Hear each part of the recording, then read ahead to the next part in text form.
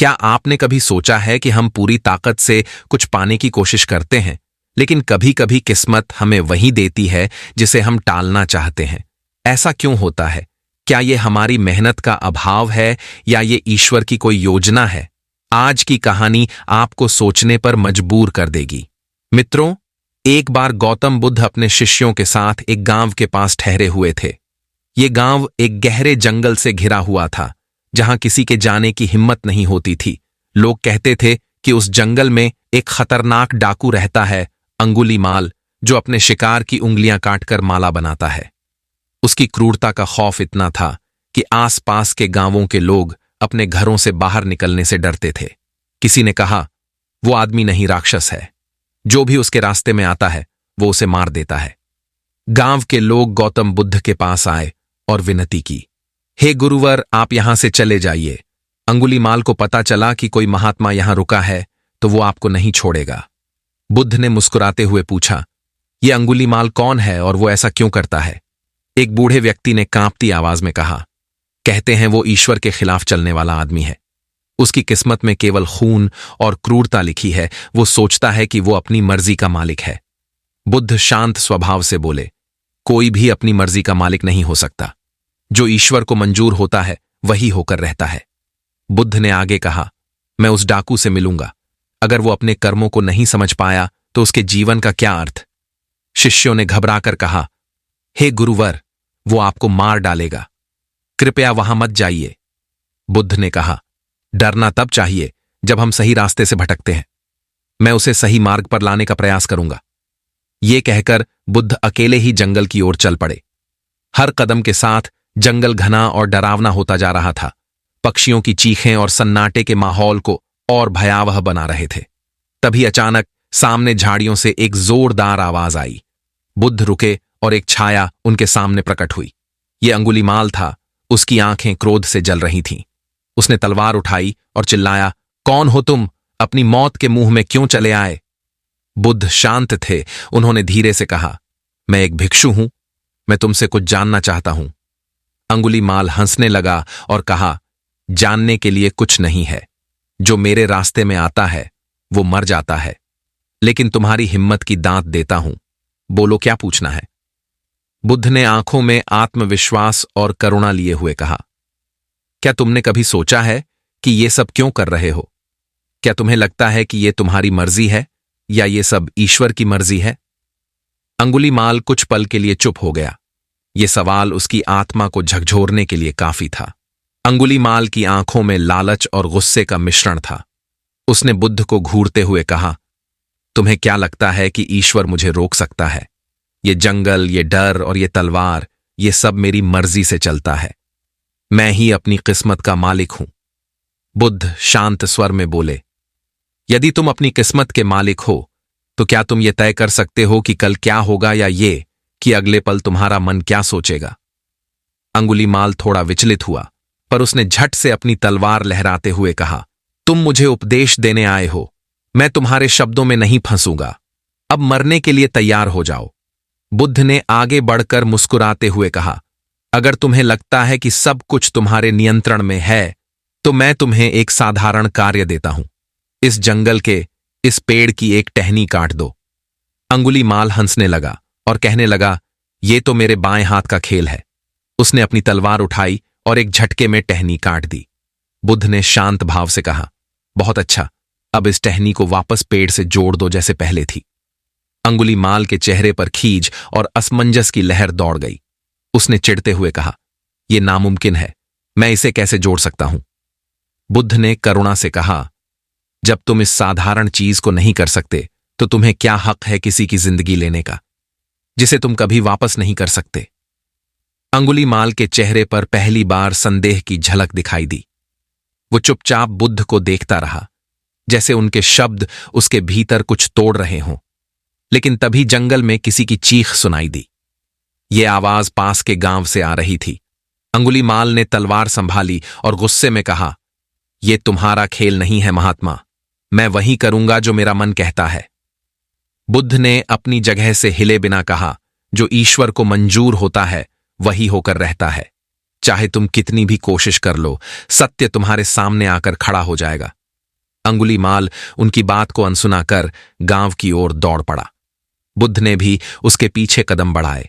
गांव पहुंचते ही अंगुलीमाल ने देखा कि कुछ लोग एक औरत को बचाने की कोशिश कर रहे थे, जिसे सांप ने डस लिया था। लोग घबराए हुए थे क्योंकि किसी के पास कोई उपाय नहीं था।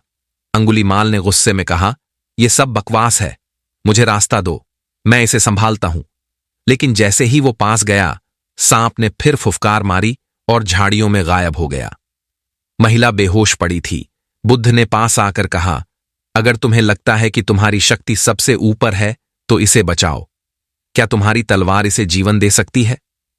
अंगुलीमाल ने पहली बार अपने आप को असहाय महसूस किया। उसके पास कोई जवाब नहीं था। उसने तलवार नीचे रख दी और बुद्ध की ओर देखा। महिला की हालत गंभीर थी। गांव वाले रो रहे थे, लेकिन किसी में हिम्मत नहीं थी कि कुछ करे। अंगुलीमाल गुस्से में खुद से बड़बड़ने लगा, तलवार से जिंदगी खत्म करना आसान है, लेकिन इसे बचाना नामुमकिन। बुद्ध ने पास आकर कहा, तुम्हारे भीतर शक्ति है, लेकिन वो सही दिशा में नहीं है। तुम कोशिश करो, ईश्वर तुम्हारे हाथ से चमत्कार करवा सकता है। अंगुलीमाल ने उनकी बात को खारिज करते हुए कहा, मैं चमत्कार नहीं कर सकता, मैं तो बस खून करना जानता हूं। अगर ये महिला मरती है तो ये उसकी किस्मत है, मैं इसे नहीं बचा सकता। बुद्ध मुस्कुराए और बोले, अगर तुम्हें लगता है कि सब कुछ किस्मत पर निर्भर है, तो तुम क्यों अपनी तलवार लेकर दुनिया बदलने चले हो? किस्मत को दोष मत दो, ये वही होता है जो ईश्वर को मंजूर होता है, और ईश्वर ने तुम्हें यहां बुलाया है। ये सुनकर अंगुलीमाल के हाथ कांपने लगे। उसने महिला की ओर देखा और धीमे स्वर में कहा, मुझे क्या करना होगा? बुद्ध ने कहा, सच्चे मन से प्रार्थना करो, ईश्वर तुम्हारे कर्मों को देख रहा है। ये वो पल है जहां तुम्हें खुद को बदलने का अवसर मिला है। अंगुलीमाल घुटनों के बल बैठ गया। ये पहला मौका था जब उसने अपनी तलवार जमीन पर रख दी। उसने महिला के पास बैठकर प्रार्थना शुरू की, यदि मेरे जीवन में कभी भी एक भी नेक काम हुआ हो तो ये महिला बच जाए। सभी लोग सांस रोके ये दृश्य देख रहे थे। तभी महिला ने एक गहरी सांस ली और उसकी आंखें खुल गईं। गांव वाले चौंक गए। ये चमत्कार था। अंगुलीमाल का चेहरा भावनाओं से भर गया। वो समझ नहीं पा रहा था कि ये क्या हुआ। वो कांपते हुए बुद्ध की ओर देखता रहा, लेकिन तभी एक और मोड़ आया। जंगल से एक व्यक्ति घोड़े पर आता दिखा। ये कोई और नहीं बल्कि कि राजा के दूतों में से एक था।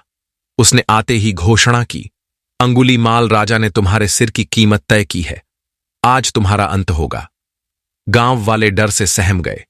अंगुलीमाल ने अपने पुराने स्वभाव में लौटने के लिए तलवार उठाई, लेकिन बुद्ध ने बीच में हाथ बढ़ाकर कहा, तलवार से यह युद्ध जीतकर क्या होगा?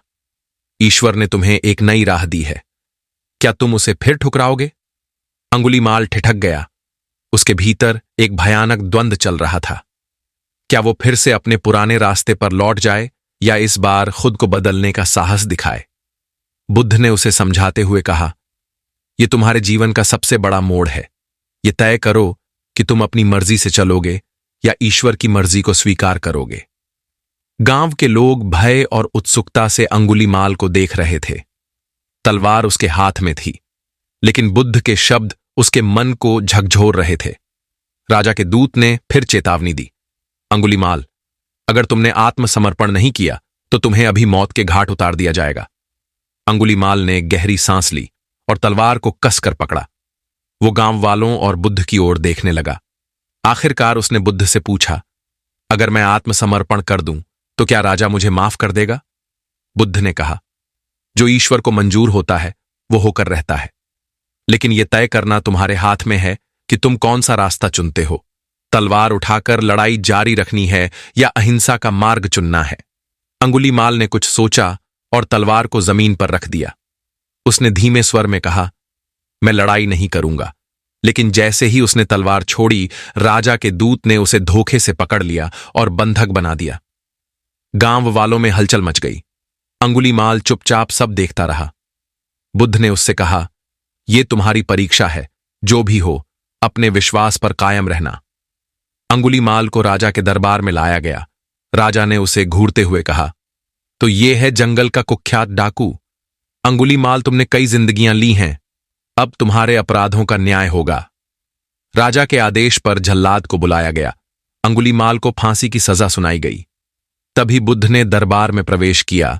सबने उन्हें प्रणाम किया, लेकिन राजा चकित था। उसने कहा, महात्मा, आप यहां क्यों आए हैं? बुद्ध ने शांत स्वर में कहा, मैं यहां न्याय देखने नहीं, दया का प्रमाण देने आया हूं। अंगुलीमाल ने अपनी तलवार छोड़ दी है। वो अब बदल चुका है। उसे सजा देना न्याय नहीं बल्कि दया का समय है। राजा हंसने लगा और कहा, हे गुरुवर, ये डाकू कभी नहीं बदल सकता। इसके जैसे लोग केवल डर और सजा से ही काबू में आते हैं। बुद्ध ने राजा से कहा, यदि आप मानते हैं कि हर व्यक्ति की किस्मत उसके कर्म तय करते हैं, तो जान लीजिए, इसने अपने पुराने कर्मों को पीछे छोड़कर एक नया जीवन शुरू किया है। क्या आप उसे यह मौका नहीं देंगे? राजा ने अंगुलीमाल की ओर देखा। उसकी आंखों में भय नहीं बल्कि पछतावा और शांति का भाव था। राजा ने बुद्ध की बात मान ली। उसने अंगुलीमाल को आजाद कर दिया और कहा, अगर तुमने सचमुच अपनी जिंदगी बदलने का निर्णय लिया है तो ये आखिरी मौका है। अंगुलीमाल ने राजा के सामने सिर झुकाया। अब मैं अपनी जिंदगी ईश्वर और मानव सेवा में लगाऊंगा। जो ईश्वर को मंजूर होता है वही होकर रहता है। लेकिन जब वो ईश्वर पर भरोसा करता है और सही रास्ता चुनता है तो उसका जीवन बदल सकता है। गांव में एक मेहनती किसान अपनी पत्नी और 2 बच्चों के साथ बड़ी कठिनाइयों से गुजर रहा था। उसकी पत्नी बहुत सुंदर थी, लेकिन उसकी यह सुंदरता उनके लिए समस्याओं का कारण बन गई थी। एक दिन किसान को यह सुनने को मिला कि राजा के दरबार में उसकी पत्नी की सुंदरता की चर्चा हो रही है। राजा ने उसे अपनी पत्नी बनाने की इच्छा जताई। यह खबर किसान के लिए एक गंभीर चुनौती बन गई। वो जानता था कि राजा की अप्राकृतिक ख्वाहिश उसकी पूरी दुनिया को बदल सकती है। किसान के लिए यह एक बड़ा झटका था। उसकी पत्नी की सुंदरता ने न केवल उसकी परेशानियों को बढ़ाया, बल्कि अब राजा के दरबार में भी उसकी चर्चा हो रही थी। किसान इस बात से डर गया था कि उसकी पत्नी को राजा के हवाले करने के बाद उनका जीवन और भी कठिन हो जाएगा। उसकी स्थिति और भी गंभीर हो गई थी। किसान ने बुद्ध के पास जाकर मदद मांगी। बुद्ध ने उसे धैर्य रखने की सलाह दी और कहा, जो ईश्वर को मंजूर होता है वही होकर रहता है। इस सीख के बाद किसान को विश्वास हो गया कि उसे अपनी समस्याओं का सामना ईश्वर की मर्जी को समझकर करना चाहिए। अब किसान को एक रास्ता मिल गया था। उसने तय किया कि वो अपनी पत्नी को किसी भी कीमत पर राजा के हवाले नहीं करेगा। उसने बुद्ध की सलाह को याद किया और साहसिक कदम उठाने का फैसला किया। अगले दिन किसान राजा के दरबार में पहुंचा, जहां उसकी पत्नी की सुंदरता की चर्चा हो रही थी। राजा के दरबार में पहुंचकर किसान की धड़कनें तेज हो गईं। उसकी पत्नी को लेकर वो राजा के सामने खड़ा था। राजा का सिंहासन विशाल और शाही था और दरबार में उसकी भव्यता देखते ही बनती थी। वहां बैठे सभी दरबारी किसान की पत्नी की सुंदरता को निहार रहे थे। राजा की नजरें उसकी पत्नी पर पड़ीं और वो दंग रह गया। उसकी आंखों में तृप्ति और लाल साफ झलक रही थी। किसान की पत्नी की आंखों में मासूमियत और भोलापन था। राजा ने उसकी ओर बढ़ते हुए कहा, इस महिला को मेरे हवाले कर दो। मैं इसे अपनी पत्नी के रूप में चाहता हूं। किसान की हालत खराब हो गई। वो समझ नहीं पा रहा था कि वो क्या करे। राजा के आदेश ने उसकी चिंता बढ़ा दी थी। किसान ने जवाब दिया, महाराज, मैं अपनी पत्नी को नहीं दे सकता। वो मेरी जीवन साथी है, मेरी कठिनाइयों की साथी है। राजा ने किसान की बात को नजरअंदाज कर दिया और उसकी पत्नी को अपने हवाले करने की जिद करने लगा। राजा की नजरों में क्रोध और लालसा साफ दिखाई दे रही थी। किसान ने जोर देकर कहा, महाराज, मेरी पत्नी को कोई छीन नहीं सकता। वो मेरी जिंदगी का हिस्सा है। ईश्वर ने उसे मेरी मर्जी से मेरी जीवन साथी बनाया है। राजा की ये बात सुनकर उसकी भ्रिकुटी तन गई। उसकी ख्वाहिशें अब और भी बढ़ गई थीं। उसने किसान से कहा, तुम्हें अपनी पत्नी को मेरे हवाले करना होगा, नहीं तो मैं तुम्हें बहुत नुकसान पहुंचाऊंगा। किसान की आंखों में दृढ़ता थी। उसने कहा, मुझे अपने परिवार की चिंता है। मैं अपनी पत्नी को किसी भी कीमत पर नहीं दे सकता। राजा ने किसान की चुनौती को महसूस किया। उसकी ख्वाहिशें पूरी नहीं हो रही थीं। उसने किसान को धमकाने की कोशिश की, यदि तुम अपनी पत्नी को मेरे हवाले नहीं करोगे तो मैं तुम्हें कठोर सजा दूंगा। किसान ने कोई जवाब नहीं दिया। उसकी आंखों में विश्वास और साहस था। बुद्ध की बातें उसे याद आ गई। जो ईश्वर को मंजूर होता है वही होकर रहता है। किसान को अपने परिवार की रक्षा के लिए विश्वास था। उसकी पत्नी की सुंदरता उसकी समस्याओं का कारण बन गई थी, लेकिन किसान ने इसे ईश्वर की मर्जी माना। राजा की ख्वाहिशें अब और भी बढ़ गईं। उसने किसान को धमकाया, तुम्हें अपनी पत्नी को मेरे हवाले करना ही होगा, नहीं तो मैं तुम्हें कोड़े मारूंगा। किसान की स्थिति और भी गंभीर हो गई थी। वो अपनी पत्नी की सुरक्षा को लेकर चिंतित था। बुद्ध द्वारा सिखाई बातें किसान के दिल को सुकून दे रही थीं। उसने कहा, मुझे अपनी पत्नी को किसी भी कीमत पर नहीं देनी है। ईश्वर की मर्जी यही है। राजा की ख्वाहिशें किसान की दृढ़ता के सामने अब और भी कमजोर होती जा रही थीं। उसने किसान को धमकाना शुरू किया, तुम्हें अपनी पत्नी को मेरे हवाले करना ही होगा, नहीं तो मैं तुम्हें सारी जिंदगी तक दर्द दूंगा। लेकिन किसान टस से मस नहीं हुआ। उसकी आंखों में विश्वास और साहस था। उसने कहा, मुझे अपनी पत्नी को किसी भी कीमत पर नहीं देनी है। ईश्वर की मर्जी यही है। राजा की धमकियों के बाद भी किसान अपनी पत्नी को किसी भी कीमत पर नहीं देने के लिए दृढ़ संकल्पित रहा। किसान की स्थिति और भी कठिन होती जा रही थी। राजा की नजरें खड़ी हो गई थीं। उसकी आंखों में लालच और क्रोध साफ झलक रहा था। दरबार में सन्नाटा पसर गया था। किसान और राजा के बीच ये खींचतान सबको हैरान कर रही थी। राजा ने किसान से कहा, मुझे तुम्हारी पत्नी चाहिए, नहीं तो मैं तुम्हें और तुम्हारे पूरे परिवार को यहां से निकाल दूंगा। किसान की आंखों में निश्चय था। उसने कहा, महाराज, मैं अपनी पत्नी को आपके हवाले नहीं करूंगा। वो मेरी जिंदगी का हिस्सा है और मुझे उसकी सुरक्षा की चिंता है। राजा के चेहरे पर क्रोध बढ़ गया। उसने किसान को और धमकाना शुरू किया, तुम्हें अपनी पत्नी को मेरे हवाले करना ही होगा, नहीं तो मैं तुम्हें मौत की सजा दूंगा। किसान की स्थिति और भी गंभीर हो गई थी। उसकी पत्नी की चिंता उसे और परेशान कर रही थी। तभी अचानक दरबार में एक शांति सी छा गई। बुद्ध का प्रवेश हुआ। किसान ने उन्हें देखते ही अपनी मदद के लिए उनके पास दौड़कर गया। बुद्ध ने किसान की स्थिति को समझा और शांत स्वर में कहा, बेटा धैर्य रखो। जो ईश्वर को मंजूर होता है वही होकर रहता है। तुम अपने विश्वास को खोने मत देना। बुद्ध की बातों ने किसान को हिम्मत दी। उसने राजा से कहा, महाराज, आप मेरे साथ अन्याय कर रहे हैं। मेरी पत्नी को आपके हवाले करने का कोई सवाल ही नहीं उठता। राजा ने उसकी बातों को अनसुना कर दिया और किसान को गद्दी से नीचे उतारने का आदेश दिया। किसान की पत्नी की आंखों में डर था, लेकिन बुद्ध की उपस्थिति ने उसे थोड़ी राहत दी थी। राजा ने किसान को गद्दी से उतारते हुए कहा, तुम्हारे पास अंतिम मौका है। अपनी पत्नी को मेरे हवाले करो, वरना मैं तुम्हें सजा दूंगा। किसान की आंखों में दृढ़ता थी। उसने कहा, मुझे अपनी पत्नी को किसी भी कीमत पर नहीं देनी। ईश्वर की मर्जी यही है। तभी बुद्ध ने एक रहस्यमय मुस्कान के साथ दरबार में प्रवेश किया। उन्होंने राजा से कहा, महाराज, क्या आप ये समझने की कोशिश कर सकते हैं कि जो ईश्वर को मंजूर होता है वही होकर रहता है? राजा की आंखों में संदेह था। बुद्ध ने किसान से कहा, किसान, क्या आप अपनी पत्नी को मेरे पास ला सकते हैं? किसान ने तुरंत अपनी पत्नी को बुद्ध के पास ले गया। बुद्ध ने किसान और उसकी पत्नी को एक साथ खड़ा किया और राजा से कहा, महाराज, देखिए, ईश्वर की मर्जी यही थी कि ये पति पत्नी हमेशा एक साथ रहे। यदि आपकी इच्छा के खिलाफ उनका भाग्य लिखा है तो आप उन्हें कैसे अलग कर सकते हैं? राजा की आंखों में पश्चाताप और संकोच था। उसने किसानों को जाने की अनुमति दे दी। किसान और उसकी पत्नी खुशी खुशी घर लौट गए। बुद्ध की शिक्षा ने उन्हें यह समझाया कि जो ईश्वर को मंजूर होता है वही होकर रहता है। किसान की पत्नी की सुंदरता उसकी किस्मत थी और यह किसी राजा की इच्छा से नहीं बदल सकती थी। किसान और उसकी पत्नी घर लौट आए थे, लेकिन राजा की धमकियों का भय उनका पीछा नहीं छोड़ रहा था। किसान की पत्नी अब भी राजा की मांग से डर रही थी, जबकि किसान का आत्मविश्वास हर बार बढ़ता जा रहा था। बुद्ध की उपस्थिति और उसकी बातों ने किसान को और भी मजबूत बना दिया था। राजा ने किसान की पत्नी को पाने की कोशिशें बंद नहीं की थीं। उसने नए मंत्री को भेजकर किसान को समझाने की कोशिश की।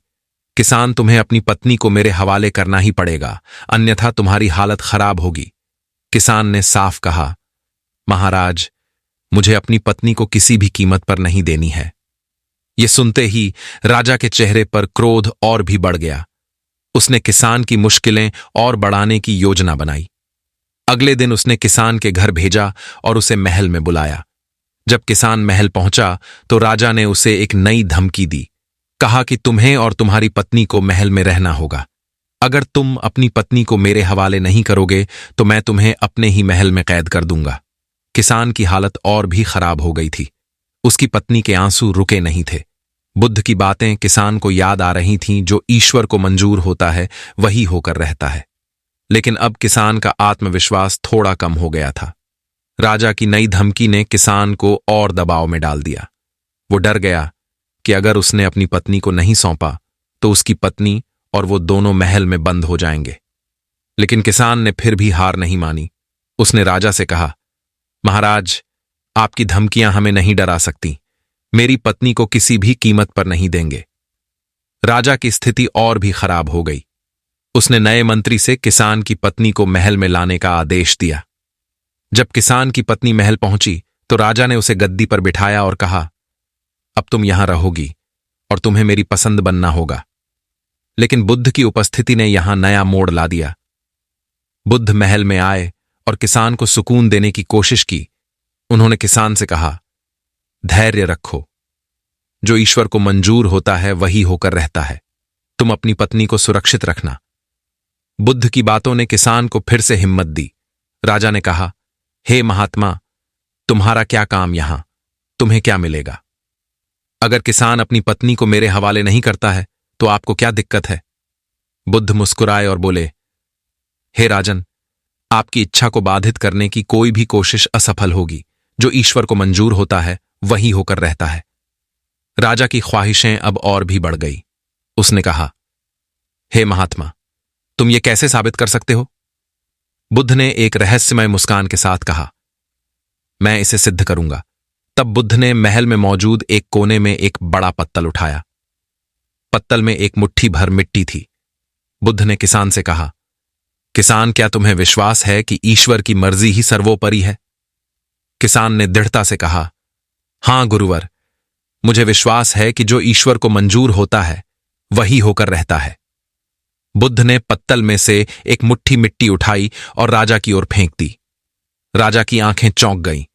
मिट्टी राजा के सिंहासन पर गिर गई और वहां से एक रहस्यमय प्रकाश निकलने लगा। राजा की आंखों में संदेह और भय था।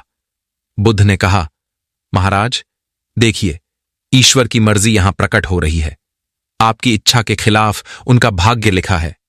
इस मिट्टी में कोई जादू नहीं है, केवल ईश्वर की महिमा है।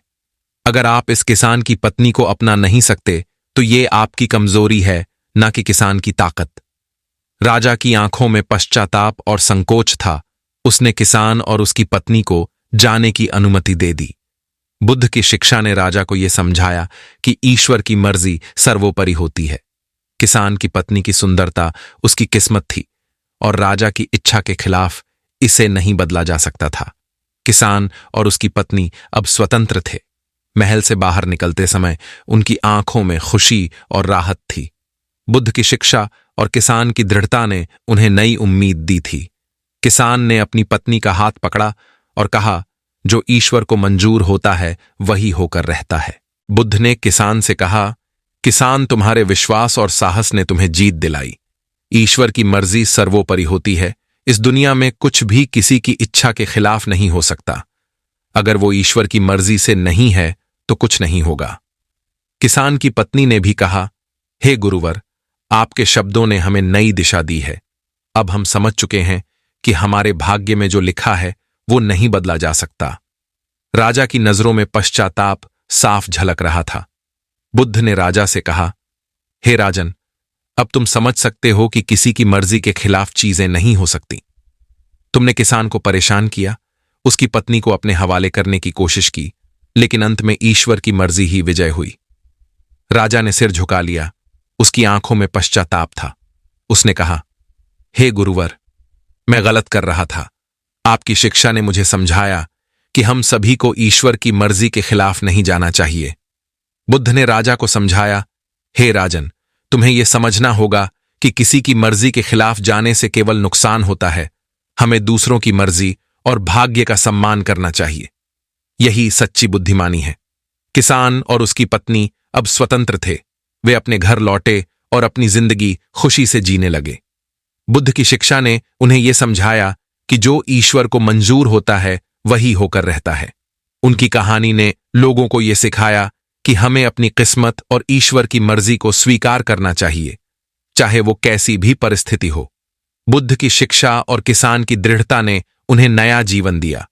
उनकी कहानी अब प्रेरणादायक उदाहरण बन गई कि हर कठिनाई और संघर्ष में विश्वास और धैर्य की ताकत होती है।